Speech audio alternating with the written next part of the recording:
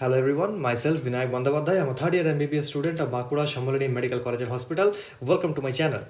आज हम बात करने वाले हैं उस सेंसिटिव टॉपिक के बारे में जिसके हम बात करेंगे कि how to solve out of NCERT questions. NEET में ऐसे बहुत सारे क्वेश्चंस आजकल आते हैं जो एनसीईआरटी के बाहर है, तो उसको कैसे सॉल्व किया जाए। अगर हम एनसीईआरटी पढ़ के क्या उसको सॉल्व करके हमारा सिलेक्शन हो सकता है, क्या सॉल्व ना करके सिलेक्शन हो सकता है, सारी चीज़ों के बारे में आज हम बात करेंगे। तो जैसा कि आपको पता है नीट के पैटर्न के बारे में, दो टाइप के क्वेश्चंस आज यहाँ पर हमारे सामने नीट देता है। नंबर 1 जो है आपका कंपलसरी क्वेश्चन है, number 2 are the optional questions. Compulsory रहता है 35 एंड ऑप्शनल रहता है 15 in case of physics and chemistry. तो ऐसे क्वेश्चंस में देखो घबराने की बात नहीं है। जो हमारे यहाँ पर रहता है ना, एनसीईआरटी से ही 95% क्वेश्चंस जो है वो आते हैं। हमारा आउट ऑफ एनसीईआरटी क्वेश्चन है ओनली 5%। हमें इस 5% को डील करना है। आज की इस वीडियो में मैं तुम्हें वही बात करने जा रहा हूँ। कंपलसरी क्वेश्चंस में भी 99% जो क्वेश्चंस आते हैं वो है एनसीईआरटी के क्वेश्चंस।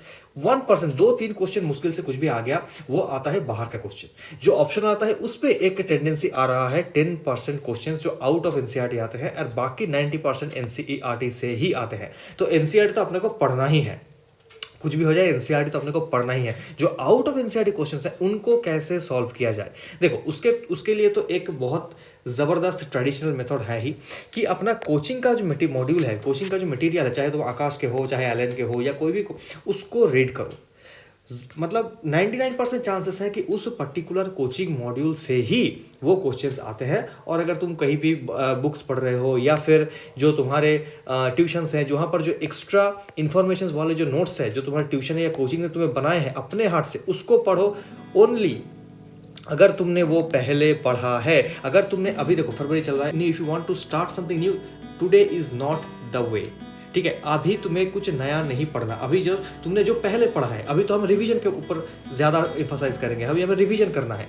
जो तुमने पहले पढ़ा है उसी को पढ़ो। अगर तुमने ना पढ़ा है तो उसे पढ़ने की कोई ज़रूरत नहीं है। इन दैट केस कैसे हम उस क्वेश्चंस को अटेम्प्ट करेंगे, देखो देखते हैं, थोड़ा समझते हैं। यहाँ पर मान लेते हैं बायोलॉजी में कोई एक क्वेश्चन, जैसे कि इस साल जो क्वेश्चन आता है क्रोमोसोम मैपिंग वाला, जो डिस्टेंस वाला मॉर्गन वाला जो क्वेश्चन था, वो क्वेश्चन एनसीईआरटी में नहीं है, वो आउट ऑफ एनसीईआरटी है। तो अगर ये ऐसा क्वेश्चन तुम्हें कुछ मिल गया तो हम क्या करेंगे, उस क्वेश्चन को हम उस क्वेश्चन को बिना सोचे स्किप करेंगे। फॉर एग्जांपल मान लो क्वेश्चन नंबर 24 तुम्हें ये क्वेश्चन आ गया। क्वेश्चन नंबर 25 ये क्वेश्चन है आउट ऑफ एनसीईआरटी क्वेश्चन, तुमने इसको मार्क कर दिया ऐसे गोला बना के। फिर 26, फिर 27, ऐसे मूव ऑन करते रहो। ज्यादातर क्वेश्चन तुम्हें मिलेंगे एनसीईआरटी के, लेकिन एक आध जो क्वेश्चन मिल गया बाहर का उसको ऐसे मार्क करो।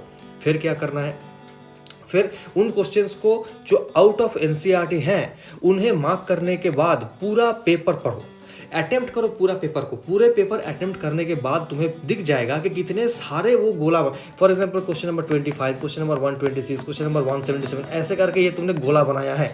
इसको तुम पहले छोड़ दो, पहले पूरा पेपर इन लोगों को छोड़ दो, क्योंकि हमें पता है पहले से कि ऐसे क्वेश्चंस कम ही आएंगे।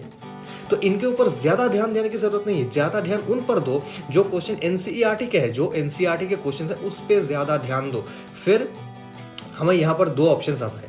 पेपर करने के बाद तुम्हें दिख जाएगा कि पेपर कैसा जा रहा है। पेपर अगर तुम्हारा दो टाइप का हो सके, सेटिस्फैक्टरी पेपर नहीं जा रहा, बहुत खराब जा रहा है पेपर, और एक हो सकता है कि पेपर फैंटास्टिक जा रहा है। पेपर अगर फैंटास्टिक जा रहा है, ओनली इन दैट केस तुम्हें क्या करना है कि तुम्हें उस पर्टिकुलर क्वेश्चन पर लौट आओ। तुमने जो गोला बनाया है, ऐसे जो गोले बनाए हैं क्वेश्चन नंबर के, उन पे लौट आने के बाद try to rule out the wrong options. For example 4 options दिया है, A B C and D. तुमने मार्क कर लिया कि ए तो होगा ही नहीं, डी होगा ही नहीं, अगर कुछ होगा वो है बी और सी के अंदर।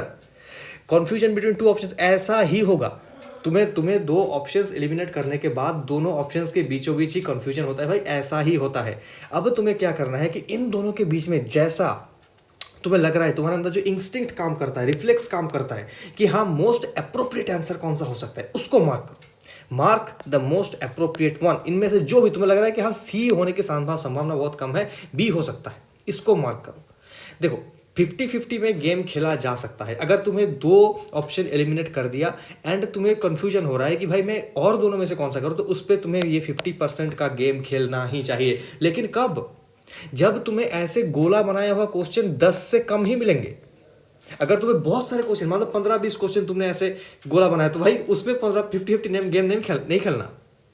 50-50 गेम तभी खेलना है, फॉर एग्जांपल 4 या 5 क्वेश्चन तुमने ऐसा है जो जहाँ पर तुम्हें लग रहा है कि हाँ थोड़ा सा कन्फ्यूजन है, मैं इसको अगर 50% का गेम खेलूँ तो हो सकता है कि एक ऑप्शन करेक्ट हो जाए। जब तुम्हारा सिलेक्शन निश्चित है एंड वो क्वेश्चंस वैसे हैं जो तुम्हें रैंक दिलवाएंगे, सिलेक्शन नहीं, सिलेक्शन जब तुम्हारा निश्चित है तब तुम बढ़ोगे रैंक के ऊपर। हमें पहले सिलेक्शन निश्चित करना है and that selection will be निश्चित by NCERT, nothing other than NCERT. NCERT ही हमें सिलेक्शन दिलवाएगा। जो आउट ऑफ एनसीईआरटी क्वेश्चन है वो हमें क्या दिलवाएगा, वो दिलवाएगा रैंक। बढ़िया से अगर रैंक चाहिए तो पहले हमें क्या करना है, सिलेक्शन निश्चित करना है, उसके बाद हमें रैंक के पीछे जाना है। तो बहुत ज़रूरी है कि हमें एनसीईआरटी ढंग से पढ़ेंगे। अगर एनसीईआरटी पूरा कर लिया, पूरा एकदम पेपर में जितने सारे एनसीईआरटी के क्वेश्चन है मैंने सही सही कर लिया and I am quite sure कि I will be selected in a NEET, only in that case हमें ऐसे गोला बनाया हुआ क्वेश्चंस को अटेम्प्ट करना है। कैसे करना है वो भी मैंने बताया। ये एक बहुत सीधा सा एंड बहुत अप्रोप्रिएट रूल है, क्योंकि देखो रिफ्लेक्स मैंने इसलिए बताया क्योंकि बहुत दिनों से क्वेश्चन प्रैक्टिस करते करते ना हमारे अंदर एक रिफ्लेक्स काम कर जाता है। एक रिफ्लेक्स का मतलब एक ओरिजिनेट कर जाता है, एक हमें ऐसा होता है कि हाँ ये होगा, ये हो सकता है, ये हो सकता है। तो और इस रिफ्लेक्स को सुनो, अपनी इंस्टिंक्ट जो है उसको सुनो। उसकी सुनने से क्या होता है कि most of the times question सही हो जाता है। ठीक है, तो अगर नीट के लिए तुम्हें अभी तक चैनल को सब्सक्राइब ना किया है तो यार सब्सक्राइब करो, क्योंकि नीट रिलेटेड ऐसे ही वीडियोस तुम्हें इस चैनल पर मिलते रहेंगे। आज के लिए बस इतना ही, बाकी बात है नेक्स्ट वीडियो पे। तब तक के लिए गुड बाय।